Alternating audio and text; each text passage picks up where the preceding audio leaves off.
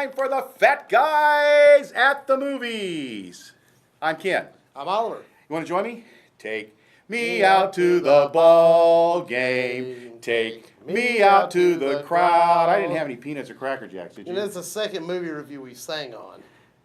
Yeah, you know, you're right. We've got to start putting a warning up. Yeah, America has voted. We just got kicked out, so I'll see you later. No, we got to do the review. Oh, we got to do the review. Okay, sorry, yeah. About to do the review. Kicked out afterwards. Well, folks, it's not often that you get to do a movie review that not only are you proud to do, but you're glad to do. Yeah, tonight we watched the new baseball movie 42 about the life of Jackie Robinson, and we'll have some very positive reviews, I think, from both of us coming up here in just a minute. Yeah. And I want to say a couple of notes about the film. One of the things that struck me is that no one's done this before. We talked about that last week. Yeah. This is probably one of the greatest stories in sports history. Oh, and you're not kidding. In American nobody's history. really put money behind it to put this to film until now, which surprises me. Yeah. Which means someone couldn't either write the story right, or it probably was in production a couple of times and fell through, as were a lot of movies that come to light later on, like the Oz movie that's been in production for Ever.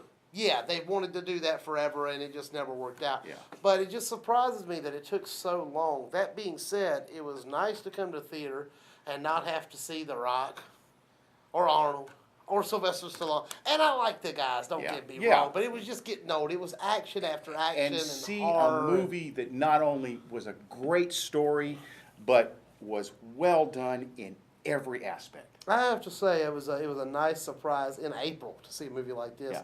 This movie. Well, there was a reason that it was done, that this movie was released this weekend. Jackie Robinson made his first major league appearance on April 15th, 1947, and that's why they released it this weekend. April 15th is Monday. And also, it's the beginning of baseball season too, and so it's just perfect. And I learned something in the closing credits that you missed because you had to go. I had to go out and get the stuff. Yeah. I didn't realize this. I've been a baseball fan all my life. Every April, every single player in the major league wears the number 42 as a tribute to Jackie Robinson. I have seen the patch on before. Yeah, no, they actually wear the jersey with the number 42 on it. Oh, I didn't know that. Not just the patch, but they wear the jersey. They wear his number Huh. every year in April. Every player wears. In addition to that, it is the only number that is retired by every team. Did not know about the retired Yeah. every team too. Yeah, that was in the closing credits, which is a fantastic thing. That being said about the movie, we'll move on to the review. But I do want to say one thing about this is that not only is it a great story because of the barriers that were broken for all sports. Mm-hmm. That was the floodgate that started it with every sport. Yeah. It started with baseball and it moved on. Two more players But came up the very next year. Jackie Robinson was not regaled just for that reason. Jackie Robinson was one of the all-time greats. Yeah. Just Excellent Google him and baseball pull up the stats. Oh, my gosh. He could do it all. And Yeah. that is why the story of Jackie Robinson is such a compelling story, is because not only did he break the racial barrier of baseball, but he could play. Yeah. He could do it all. And you know what the thing about it is he wasn't one of the best players in the Negro Leagues. No, but he certainly was in the major leagues for his time. Rookie of the Year, 1947. Rookie of the Year, Rookie of the year, 1947. Did he ever win MVP? Didn't say that. I can't remember whether I read that or not, but he was There was a lot of competition back good guy. then. Good guy. A lot of competition for MVP back then. And he won people over by his gentlemanly manner off the field Right. and his fantastic play on the field. The guy could do anything. Yeah. He could Love to steal watch him bases. steal He could base. hit Oh, for yeah. power. He could hit for average. Yeah. He could play any position except catcher. I don't think he could probably play catcher, No. but that would have worn his knees out. So, Yeah. but the guy could do it all. So here's our review of 42. All I got to say is, folks, I don't care what you have to do. I don't care how you have to do it. Whether you like sports movies or not, do not miss this movie. It is one of the greatest movies made in the last probably 20 years. Fantastic story, as you well know. The story of Jackie Robinson is just unbelievably fantastic. It is a true iconic story. This covers his first year in Major League Baseball. It stars Chadwick Boseman, who has really not been in much of anything. There was only one other movie that he was ever in, and it was in 2008. He played the great running back Floyd Little in a movie called The Express. And Harrison Ford plays Branch Rickey, and I will tell you this, all the movies that Harrison Ford is in, this was probably one of the best acting jobs ever seen the man do. He was unbelievable in this movie. It shows the way that Jackie Robinson overcame the obstacles that he had to overcome, and how he won over the players, he won over the fans simply by being a gentleman off the field and a great player on the field. But the turmoil that he went through during the course of all of that, it shows that in such a tremendous way, and the battles that he had to overcome, and the things that he had to fight. I'll tell you, I teared up at the end of the movie. You can't help it, because you get such a feeling of pride and such a feeling of greatness from Jackie Robinson in this movie. Folks, this is a grand slam. A grand slam in baseball brings in 4 runs. This is a grand slam because this is a 4-star movie. Do not miss this one. I'll even go one step further. I'm going to give this one 5 stars. Don't miss 42. Well, I know me and Ken don't always see eye to eye on some movies and so forth. And I do want to start this review off by saying that I'm a little biased when it comes to baseball movies. I grew up watching The Natural and 8 Men Out. We've talked about that on some of the reviews, so I'm a little biased on that. But that being said, there's some really strong points in this movie. First of all, before executives start throwing out $200 million to any old action script, they should remember the fundamentals. And that's what they tell you in sports, too. The fundamentals win games. The fundamentals make good movies, too. Good story, good acting. All around this movie, one of the very strong points were great side characters. The main character did a good job being Jackie Robinson, but it really, where the real acting came in, was the side characters and the people, the adversity he faced from a lot of the side characters. And another thing, I've never been a fan of Harrison Ford, even though I'm a Star Wars fan. I love Han Solo, not so much Harrison Ford, go figure.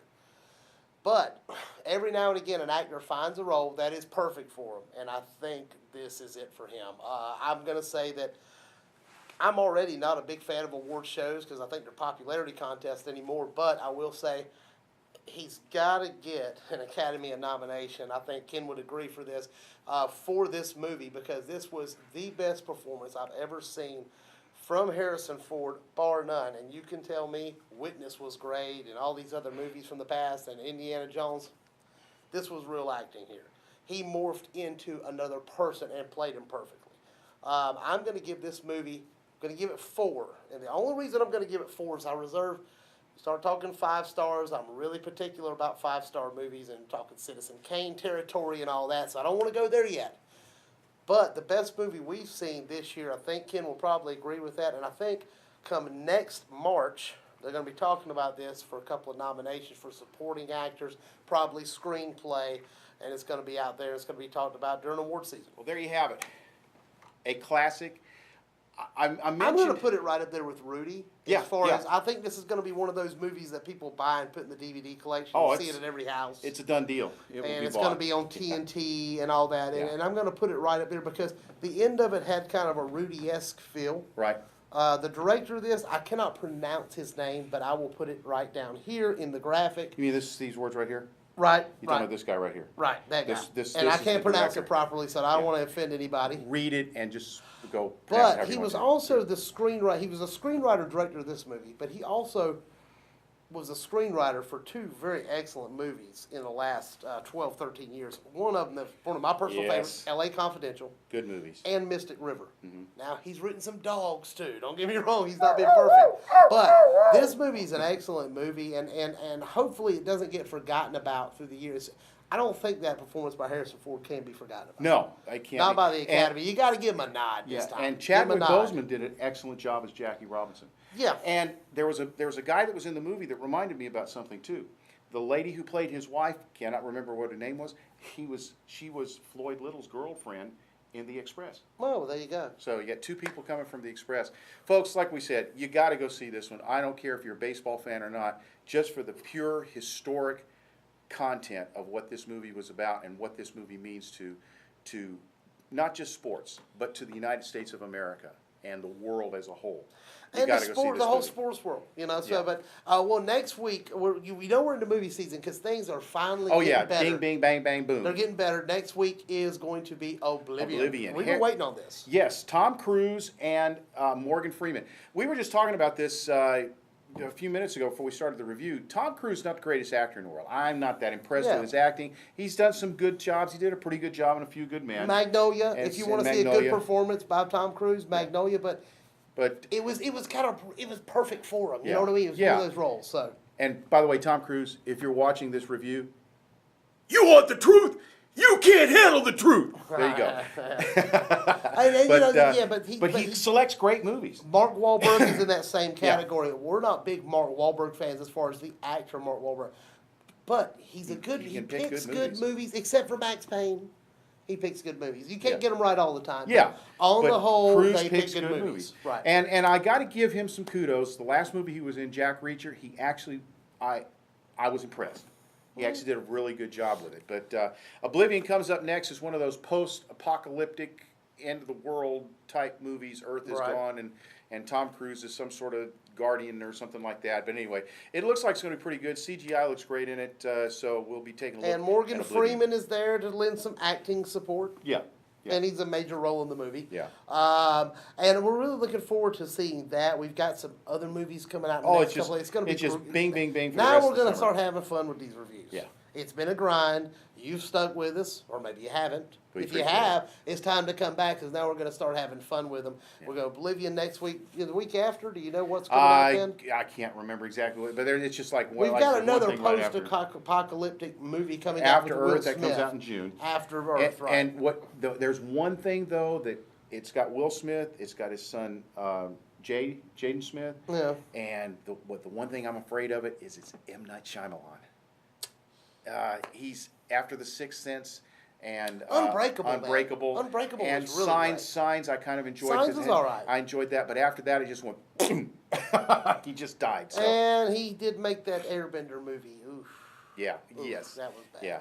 But So- it is a good director, and he can do good things. So I'm looking forward to seeing it because we know when he's on his game, Yeah. he makes a great Yeah, movie. and so. if he does this one like you said did The Sixth Sense, it could be a good movie. So Right. next week we're doing Oblivion. So I guess for this week that's Phat Guys at the Movies. Yep. So you want to join me as we end this thing out? For it's 1, 2, 3 strikes, you're out at the old ball game. That stunk. Oh well, I'm already editing it now. We got to keep it. Yeah.